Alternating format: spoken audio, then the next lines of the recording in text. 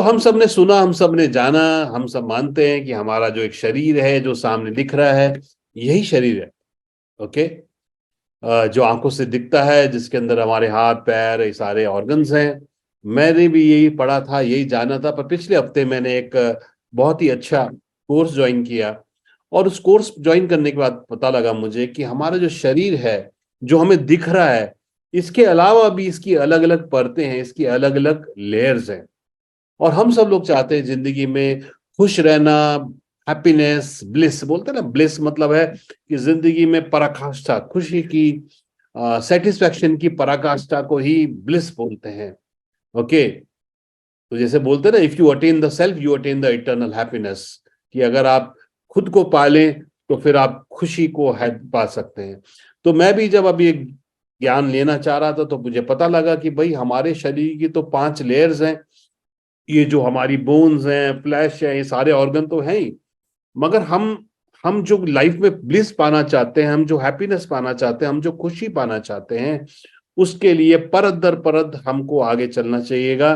तो फ्रेंड्स, मुझे भी पता लगा कि हमारा जो शरीर है ये पंच कोश से बना हुआ है। पंच का मतलब आप जानते हैं 5, और कोश का मतलब लेयर। जैसे हम लोग जो प्याज लेते हैं उसकी लेयर्स होती हैं, है ना। बहुत सारी चीजों की एक लेयर होती है, फिर दूसरी लेयर होती है। ऐसी फ्रेंड्स हमारा जो ये बॉडी है, इसकी 5 लेयर्स हैं। ओके। जिसको हम पंचकोश बोलते हैं। तो पहली तो फिजिकल बॉडी है जो हम देख पा रहे हैं, मैं आपको देख पा रहा हूं। हमारी जो बॉडी है, फिजिकल बॉडी जो है, इसको अन्नमय कोश बोलते हैं, क्योंकि अन्न से बनती है, भोजन से बनती है। हमारा जो शरीर का निर्माण है पूरा, ये किससे बना है? जो हम फूड खा रहे हैं, जो हमारा मौसम है, तो जो अन्न से बना हुआ है ये हमारी बॉडी, जिसको अन्नमय कोश बोलते हैं। फिर फ्रेंड्स, हमारे जीवन के लिए जो सबसे इंपॉर्टेंट है वो क्या है? प्राणवायु। प्राण जो है ना, प्राणवायु जो है, ये जो है बहुत इंपॉर्टेंट है, क्योंकि इसी से हम जीवित हैं, है ना। हाँ, कई लोगों को लगता है कि ये प्राणवायु क्या है? जो हम सांस ले रहे हैं, ये जो वायु जा रही है, ये प्राणवायु है। और फ्रेंड्स, ये जो सांस हम ले रहे हैं, ये जो वायु है, ये प्राण नहीं है। इस वायु पे प्राण सवार होके जाते हैं। और ये प्राण जो हमारे बनते हैं, ये पंच महाभूत से बनते हैं, वायु, अग्नि, जल, पृथ्वी, आकाश से। तो जो वायु है उसके उसके उसको ऊपर ट्रेवल करते हैं हमारे प्राण। तो दूसरा जो हमारा कोश है, जो हमारा ब्रेथ है, जो हमारी सांस है, उस सांस के द्वारा वो ट्रेवल करते हैं, जिसको बोलते हैं प्राणमया कोश। फिर फ्रेंड्स, हमारी जो तीसरी लेयर होती है वो इमोशनल बॉडी होती है, जो हमारा मन है, जो हमारा चित्त है। ओके। कौन सी चीज हमें अच्छी लगती है, कौन सी नहीं लगती, ये मुझे पसंद है, ये मुझे नहीं पसंद है। मैं जो तो ये जो तीसरी लेयर हमारी है उसका नाम है मनोमय कोश। मनोमय कोश यानी कि हमारा जो मन का कोश है, ये हमारी शरीर की तीसरी लेयर है। चौथी जो लेयर हमारी है वो हमारी इंटेलेक्चुअल बॉडी है, जो हमारी समझ है, जो हमारी इंटेलेक्ट है, जो हमारा ज्ञान है, जिसको विज्ञानमय कोश बोलते हैं, क्योंकि इसमें जो है पूरा हमारा जो ज्ञान है, ये उसका लेयर है, उसका कोश है। और फ्रेंड्स, जब हम इन 4 शरीर को, 4 लेयर्स को जब हम जो है सही से धारण करते हैं, सही से इनकी देखभाल करते हैं, इनको एनर्जाइज करते हैं, इनको ग्रो करते हैं, तो जब हम अपनी अन्नमय कोश, फिजिकल बॉडी को हम देखभाल करते हैं, जब हम अपने प्राणमय कोश, जो हमारी सांस के द्वारा जो प्राण वायु है, जब हम उसको पोषित करते हैं, जब हम अपने मनमय कोश को हम नियंत्रित करते हैं, जब हम अपना ज्ञान विज्ञान बढ़ाते हैं, तो जाके जीवन में हमारे आता है आनंदमय कोश। तो जो हमारी जो 5वीं लेयर बनती है वो है ब्लिस, वो है हैप्पीनेस, वो है कंप्लीट सेटिस्फैक्शन जीवन के अंदर। और हमारी जो मन की यात्रा यही होती है कि जीवन में किस तरीके से हम ब्लिस, हैप्पीनेस, सेटिस्फैक्शन पा पाए। आनंद, नाम ही है आनंद, जीवन में आनंद और परमानंद पाए। ये पाने के लिए हमको ये 4 लेयर के साथ होके हमें पहुंचना पड़ेगा अपने आनंदमय कोश के। तो कई लोग बोलते ना, अरे जीवन में हैप्पीनेस नहीं पहुंच रहा, ब्लिस नहीं पहुंच रहा, क्योंकि हम लोग केवल फिजिकल बॉडी की बात करते हैं। जो और हमारी जो बॉडी है उनका हमें ज्ञान नहीं है, उसके बारे में नॉलेज नहीं है। तो आज हम इसी के बारे में जानने वाले हैं कि किस तरीके से हम अपने इन चारों कोश को, इन चारों लेयर्स को भी पोषित करें, नरिश करें, एनर्जाइज करें, और फिर किस तरह से हम आयुर्वेद के द्वारा भी इनको पोषित कर सकते हैं। तो आज का टॉपिक ये है। तो कितने लोगों को ये टॉपिक जो है बहुत ही इंटरेस्टिंग लग रहा है, और आपको लग रहा है कि कुछ नया मजा आने वाला है आज? किस किस को लग रहा है? चैट में लिखेंगे कि आज देखते हैं कितने लोग जागरूक हैं इसके लिए, क्योंकि जो जागेगा, जो सोवत है वो खोवत है। या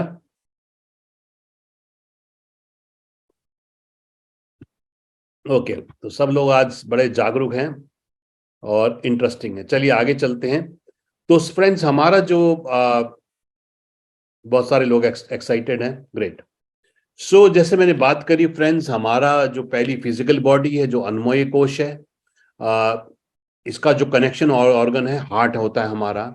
फिर हमारी प्राणमय कोश होता है, जो हमारी एनर्जी बॉडी के अंदर जो फ्लो होती है, इसका कनेक्टेड ऑर्गन लंग्स हैं, क्योंकि जो सांस के द्वारा ही तो लंग्स के द्वारा ही तो पूरी बॉडी में प्राण फैलते हैं।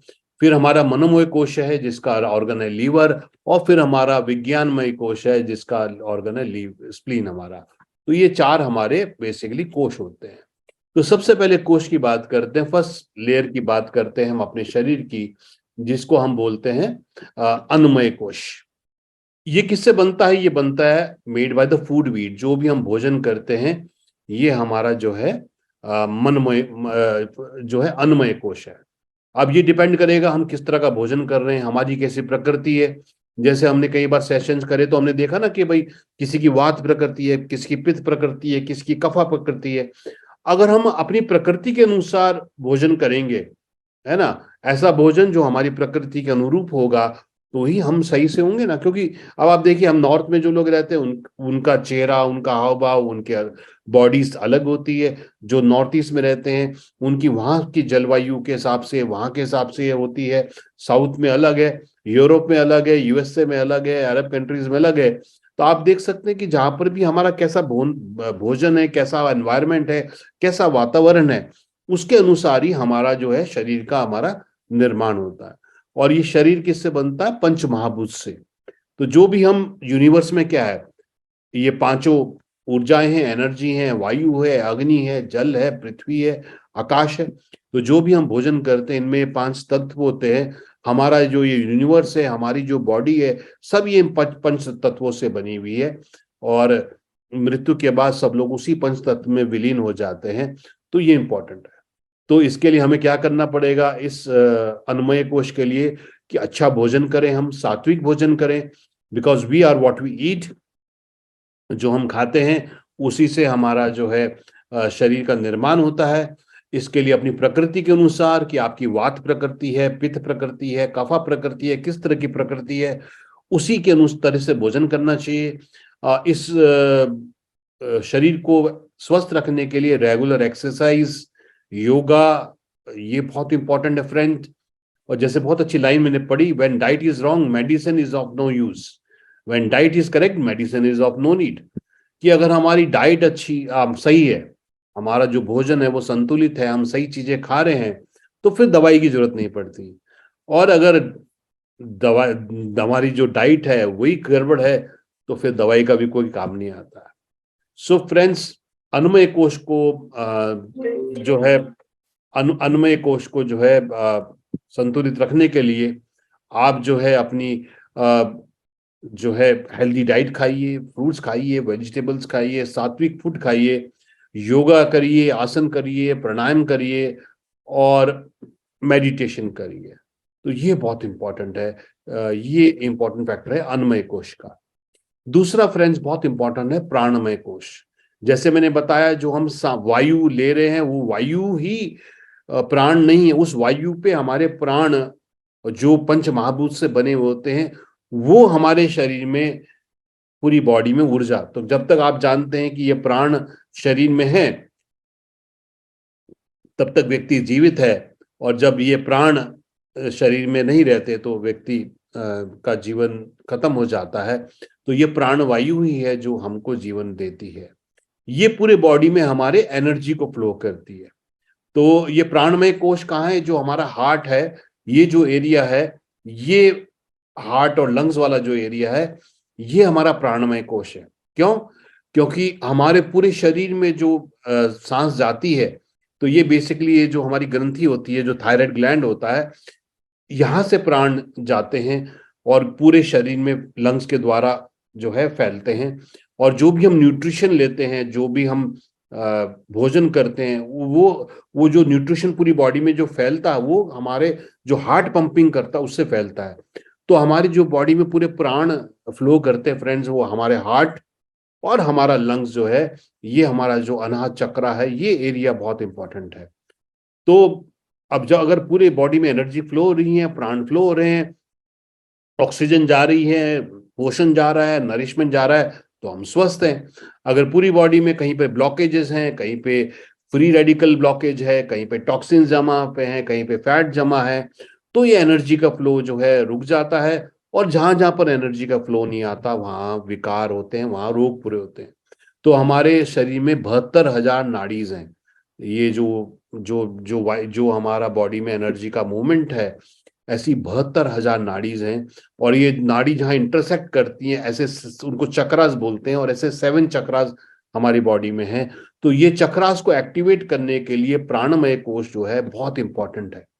क्योंकि जहां पर भी एनर्जी का फ्लो रुका, जहां भी ब्लॉकेज आई, उसके कॉरस्पॉन्डिंग जो है शरीर में मेंटल, इमोशनल और फिजिकल जो बीमारियां होती हैं। और हमारे जो पांचों इंद्रियां हैं, आंख, नाक, कान, मुंह, जो हमारा टेस्ट बड्स हैं, ये जो पांचों इंद्रियों से हम दुनिया को देखते हैं, सुनते हैं, समझते हैं, ये भी प्राणमय कोश का ही पार्ट है। प्राणमय कोश से जो है पूरी बॉडी में न्यूट्रिशन जाता है, और जो बॉडी से वेस्ट बाहर निकलता है, वो भी प्राणमय कोश का मेन फैक्टर है। इसको हम एनर्जाइज कर सकते हैं प्राणायाम करने से, जैसे मैं बार बार बोलता हूं। और जितना मैं स्टडी कर रहा हूं, तो एक चीज बहुत इंपॉर्टेंट निकल के आ रही है फ्रेंड्स, कि प्राणायाम जो हम सांस किस तरीके से लेते हैं, प्राणायाम जो हमारा पुराना यौगिक, इतनी हजारों साल पुरानी, और मैं तो इतना अचंभित कर रहा हूं जब मैं इनको स्टडी कर रहा हूं कि हजारों साल पहले हमारी बॉडी की इतने माइक्रो लेवल पे जो है हमारे जो पुराने पूर्वज ऋषि मुनि थे, वो किस तरीके से वो इन चीजों को समझ पाए, जान पाए, ह्यूमन एनाटॉमी को समझ पाए, वो बहुत ही काबिले तारीफ है। तो प्राणमय कोश के लिए बहुत इंपॉर्टेंट फ्रेंड्स, मेडिटेशन, प्राणायाम जरूर करें आप प्राणायाम। क्योंकि ये जो फ्लो ऑफ एनर्जी है, ये अगर कहीं पर ब्लॉकेज है, उसी वजह से बहुत सारे रोग हो रहे हैं। और सांस लेना, सांस को सही तरीके से लेना, प्राणायाम करना, जैसे आपने देखा कि एक होता है कि जब हम स्ट्रेस में होते हैं, जब हम आराम से होते हैं, तो व्यक्ति लंबी सांस लेता है। जैसे छोटे बच्चे को आपने सोते हुए देखा होगा ना, कि जब वो सांस अंदर की ओर लेता है, तो आप खुद देखिए, अगर आप एक लंबी सांस लेते तो क्या होता है, स्टमक बाहर को जाता है। जब आप लंबी सांस छोड़ते हैं, तो स्टमक जो है अंदर को जाता है। तो ये सांस ऐसे होनी चाहिए, जिसको योगिक श्वास बोलते हैं, कि वो स्टमक से शुरू होनी चाहिए, स्टमक से शुरू होनी चाहिए। तो जब आप सांस लें तो स्टमक बाहर को आता है, और जब आप सांस छोड़ते हैं तो स्टमक अंदर को जाता है। जब हम आराम में होते हैं, जब हम स्ट्रेस फ्री होते हैं, तो हम लंबी सांस लेते हैं। आपने देखा, जब व्यक्ति स्ट्रेस में होता है, तनाव में होता है, गुस्से में होता है, तो केवल छोटी छोटी सांस उसकी होती है ना। ये इंपॉर्टेंट है। तो अगर हम अपनी सांस को सही तरीके से लें, तो हम अपने अपने जो है इमोशंस को भी कंट्रोल कर सकते हैं। तो ये बहुत इंपॉर्टेंट फ्रेंड्स, कि प्राणमय कोश को करने के लिए, क्योंकि हमारा जो प्राणमय कोश है, इसमें पंच प्राण है, इसमें 5 प्राण हैं। सबसे पहले जो हमारा जो प्राण, सबसे पहले प्राणवायु। प्राणवायु कहाँ होती है? जैसे मैंने बताया, ये जो हमारा गले के नीचे ये जो चक्र है हमारा, हृदय चक्र बोलते हैं, यहाँ पर जो है ये प्राणवायु है। ये यहाँ से फिर हमारे एनर्जी सेंटर्स के द्वारा ये पूरी की पूरी बॉडी में फैलती है। तो सबसे पहले इंपॉर्टेंट है प्राणवायु। उसके बाद जो है फ्रेंड्स, इससे जो है अपान वायु। अपान वायु क्या है? ये जो बॉडी में हमारा जो एक्सक्रीशन होता है, जो बॉडी से वेस्ट निकलता है, जो स्टूल पास होता है, जो यूरिन पास होता है, ये भी इस प्राणमय कोश का काम है, क्योंकि इसको बॉडी से बाहर निकालती है अपान वायु। अब किसी को कॉन्स्टिपेशन हो रहा है, यूरिनेशन प्रॉब्लम हो रही है, बॉडी में टॉक्सिन ज्यादा है, इसका मतलब क्या हुआ? कि उसकी अपान वायु जो है सही तरीके से उसके बॉडी में नहीं है, जिससे वो टॉक्सिन्स और जो वेस्ट बॉडी से है, स्टूल है, ये निकल नहीं पा रहा है। फ्रेंड्स हमारे जो बीच में मणिपुरा चक्र होता है, जो भी हम डाइजेस्ट फूड खाते हैं, जो भी हम पोषण लेते हैं, जब वो स्टमक में डाइजेस्ट होता है तो उसके बाद फ्रेंड्स वो जो है समान वायु के द्वारा पूरी बॉडी में फैलता है समान रूप से। तो आप खुद सोचिए कि अगर व्यक्ति की कहीं पे ब्लॉकेज है, प्राण ऊर्जा सही नहीं है, तो क्या होगा, वो सारा नरिशमेंट जो है वो समान रूप से पूरे शरीर में फैलेगा नहीं, और इसलिए बहुत सारे रोग होंगे, उसको एनर्जी कम रहेगी, ये इंपॉर्टेंट है।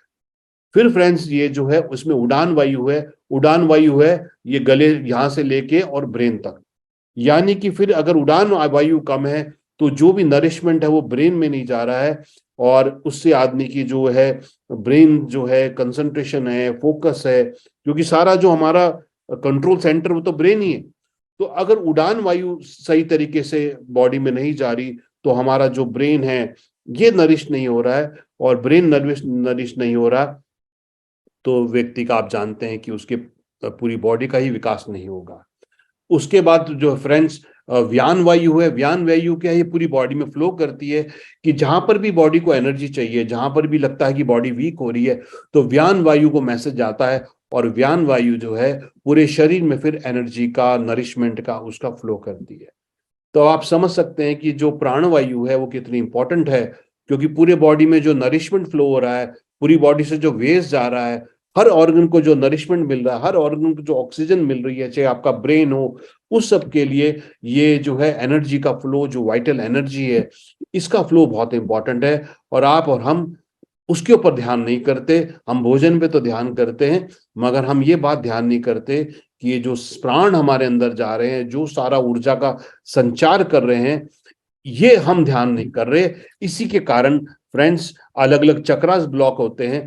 तो जब बेसिक मूलाधार चक्र ब्लॉक होता है तो व्यक्ति के अंदर इनसिक्योरिटी होती है, उसके अंदर डर होता है, उसके अंदर भय होता है, उसकी बॉडी का स्ट्रक्चर वीक होता है, उसके बॉडी में पेन ज्यादा रहती है। जब जो है दूसरा चक्र जो है स्वादिष्टान चक्र ब्लॉक होता है तो फिर व्यक्ति के अंदर क्रिएटिविटी कम होती है, उसके अंदर हैप्पीनेस कम होता है इमोशनली, और उसको फिर यूरिन संबंधी, यूरिन ब्लैडर संबंधी और प्रोस्टेट संबंधी, रिप्रोडक्टिव सिस्टम संबंधी ये सारी प्रॉब्लम, गायनी प्रॉब्लम महिलाओं को, इनफर्टिलिटी की प्रॉब्लम, जब जब जो है स्वादिष्टान चक्र ब्लॉक होता है तो फिर फ्रेंड्स ये प्रॉब्लम आती है।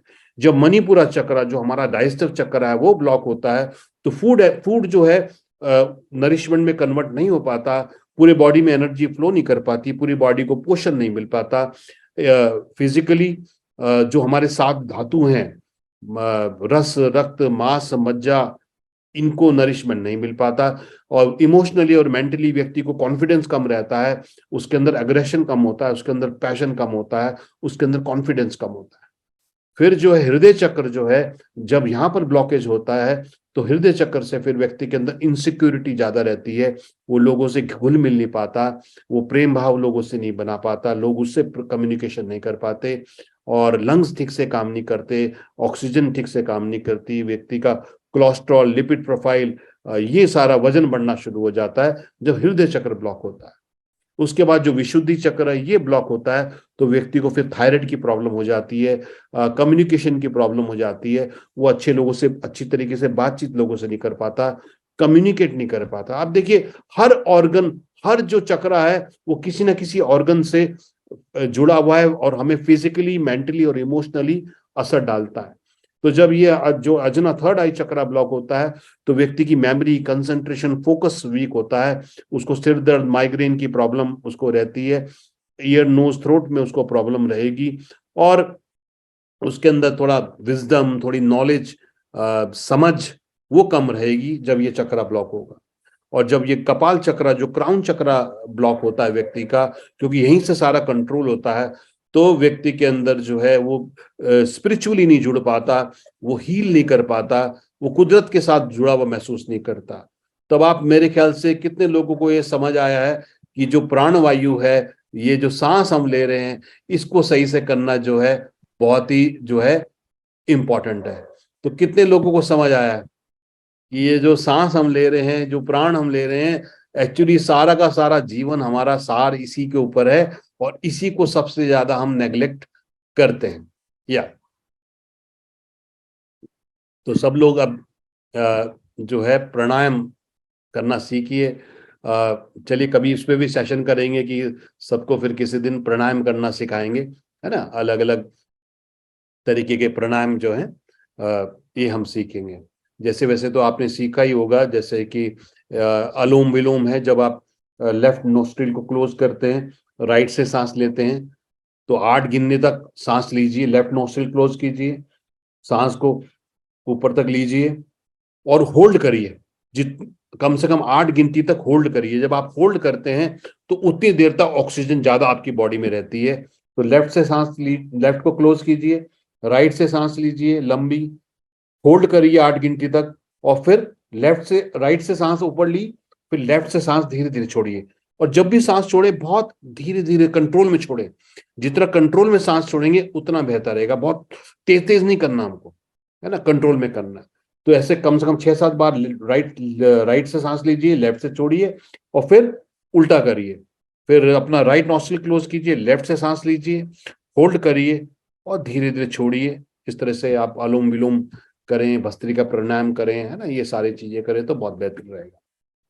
उसके बाद फ्रेंड्स जो है हमारा मनोमय कोश है, जो हमारा मन है, जो हमारी मेंटल हेल्थ है, ये हमें कौन सी चीज पसंद है, कौन सी नापसंद है, कौन सा ये मेरे को पसंद है, ये मेरे को नहीं पसंद है, किस चीज ये मेरा इसके प्रति प्रेम भाव है, ये इसके प्रति डर है। जो भी हमारा इमोशन है, जो भी हमारा मन है, जो हमारा चित्त है, ओके, ये सारा जो है मनोमय मनोमय कोश हमारा इसके ऊपर है।